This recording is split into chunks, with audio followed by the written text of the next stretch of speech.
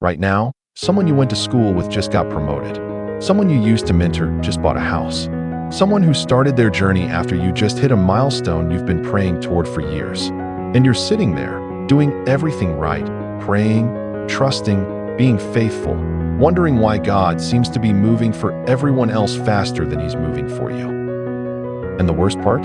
It's not even strangers you're watching.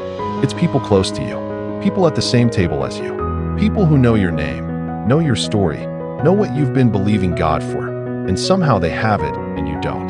That's a different kind of pain. And that is exactly where we find Hannah. Not in a parable, not in a vague historical account. In a specific, uncomfortable, deeply personal moment, sitting at a dinner table, watching someone else have what she had been aching for, wondering if God had simply looked past her. Stay with me, because inside Hannah's story is something that most people miss entirely. And when you see it, it's going to reframe the season you're in completely. Let me paint the scene.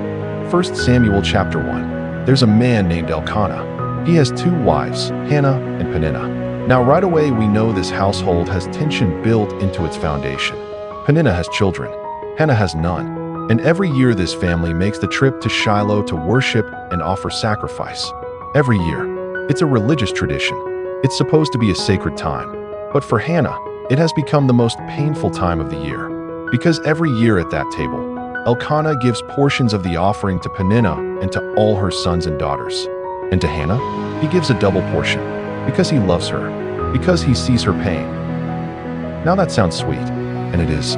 Elkanah genuinely loves Hannah. But here's what nobody talks about. That double portion is a public reminder of what she doesn't have. Every eye at that table knows why she's getting extra. Every year. The generosity is real, but so is the sting. You can love someone and still not be able to fix the wound. You can mean well and still accidentally press on the bruise. And then, Peninnah starts provoking her. The text says she provoked her severely, year after year, to make her miserable, because Hannah hadn't conceived. And Hannah wept, and she would not eat. I want you to sit with that image for a second. A woman sitting at a table full of food given to her out of love, and she cannot eat. Because grief has taken her appetite. Because the ache is louder than the blessing in front of her. Have you ever been in a season where blessings were present, but you couldn't feel them? Where people were doing everything right by you, but the pain was still drowning everything out? Drop a yes in the comments if that hits close to home. Because that is where Hannah is. And God has not forgotten her. He just hasn't moved yet. But here's what happens next. And this is the part that quietly breaks my heart before it puts it back together. Elkanah looks at her and says, "Hannah, why do you weep? Why do you not eat? Why is your heart grieved? Am I not better to you than 10 sons?" He means it with love, but it is exactly the wrong thing to say. And I need to show you why. Because it explains something crucial about the kind of pain Hannah is carrying. Elkanah's question, "Am I not better to you than 10 sons?" is a good man trying to solve something that isn't his to solve.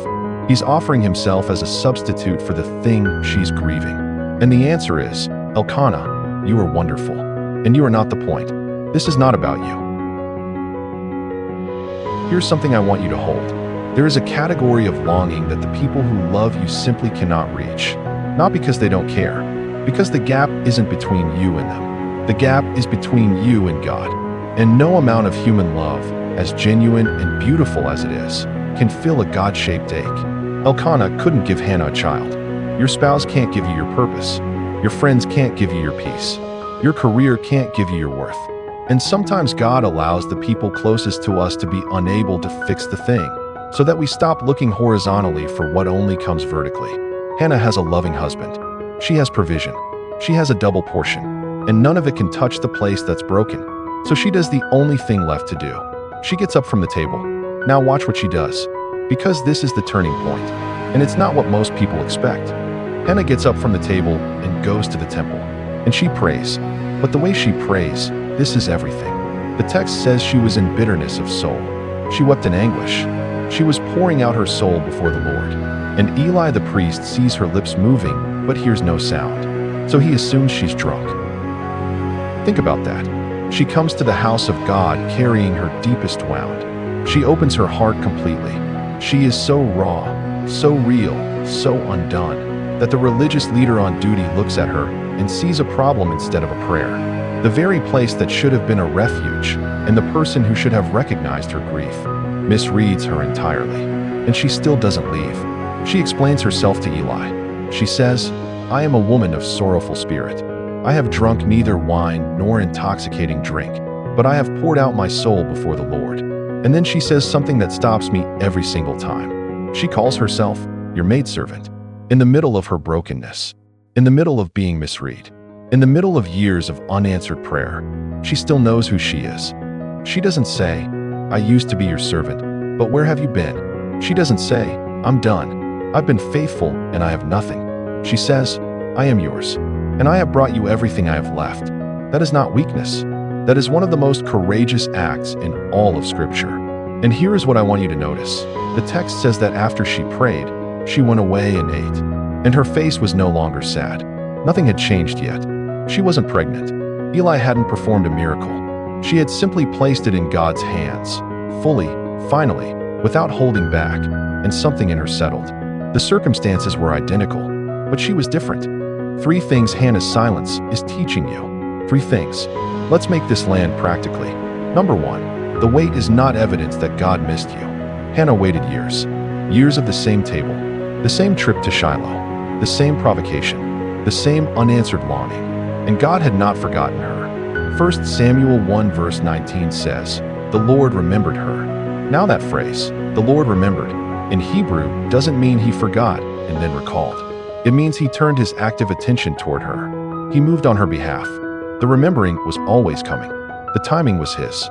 And here's what I need you to hear. The silence between your prayer and your answer is not empty. You cannot see what God is arranging. You cannot see the Samuels being prepared inside the seasons that feel barren. Hannah didn't know she was carrying a prophet. She just knew she was carrying a longing. Trust the silence. It is not absence. Number 2, stop letting Peninnah set your emotional calendar. Peninnah provoked Hannah every year. And every year Hannah wept and couldn't eat. The provocation was on a schedule, and Hannah's grief followed that schedule faithfully. Here's the hard question. Who is your Peninnah? Who is the person, or the platform, or the timeline, or the metric that you keep checking, that keeps triggering comparison, that keeps pulling you back into grief on a schedule? Because you don't have to keep showing up to that table the same way. Hannah eventually prayed through it. She didn't remove Peninnah from her life. Peninnah was still there. But something shifted in Hannah that broke the cycle. The provocation lost its power when she stopped carrying the wound alone and gave it to God instead. You cannot control what they have. You cannot control the timeline. But you can stop letting their highlight be the thing that determines how you feel about your own chapter. Number 3, pour it out. All of it. This is the one I want to linger on. Hannah's prayer in the temple wasn't polished. It wasn't composed. It was anguish. It was tears. It was lips moving with no sound because the words were too deep for volume. And God heard every word. There is something about fully releasing the thing, not performing trust, not managing the prayer, not keeping it tidy, that shifts something in the spirit. Hannah left that temple different not because her situation changed, but because she finally stopped holding the weight of it herself. Whatever you've been half praying, whatever you've been too afraid to say out loud to God because it feels too raw, too desperate, too much, he can handle it. He's not fragile. He's not surprised. He's not disappointed in the mess of it. Pour it out. All of it. Let me bring this home. Hannah sat at that table for years, watching Peninnah, counting children that weren't hers, carrying a longing that no one around her could touch, being misread even in her most honest moment. And God was not behind. He was building a mother worthy of a Samuel, a woman whose first act after receiving her miracle was to give him back to God. A woman whose worship in 1 Samuel 2 is so profound that scholars believe Mary's Magnificat in the New Testament echoes it directly. You cannot produce that kind of depth on a fast timeline. You cannot write that kind of song without the years of silence that preceded it. Hannah's waiting wasn't wasted. It was woven into everything that came after. And friend, so is yours. The season you are in right now is not a pause in your story. It is part of the story. The longing you've been carrying, God sees it. Not from a distance. Actively. The way 1 Samuel 1 verse 19 says he remembered her. He is turning his attention toward you right now. In the middle of this video. In the middle of whatever table you've been sitting at, watching, aching, wondering. You are not behind. You are not forgotten. You are not the only one sitting at a table that hurts. Before you go, drop one word in the comments. Just one word that describes your season right now. Waiting, tired, hopeful, aching, trusting, whatever is true for you today. I read every single one, and I carry this community with me. And if this reached something real in you, share it with one person.